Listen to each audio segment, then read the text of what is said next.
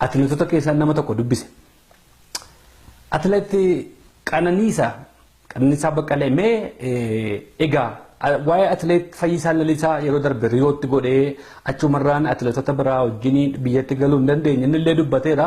Atileetonni biraa sun baay'ee gaddaa turanii warri bo'anis jiru jedhee ati bakka isaanitti argamuu hin dandeenye namoota warra bo'an kan ammoo Qananiisaatu baay'ee jajjabeessa waan jedhaniifi. Galatee Burqaa jajjabeessitee taara mee akkamitti jajjabeessite? አይዞሽ ገለቴ አይዞሽ በቃ ምን እናድርግ በቃ ምንም ማድረግ አይቻልም። Hedduu galatoomi. Artistoonni Oromoo baay'een sirbaa fi turan. Ati immoo gama fiigichallee xiqqoo see qabbaneessaa jirta. Sagalee bareedaas qabdaa jiran sirba sirbuu dandeessaa jedhamee Fayyisaa Lalisaati sirba tokko sirbisiin jedhamee akkamitti sirbitaaf?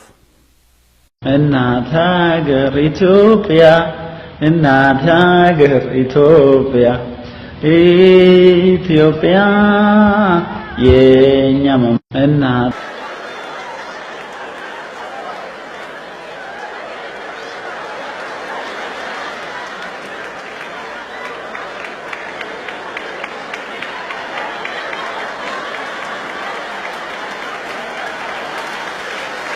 He was asleep. He fell asleep.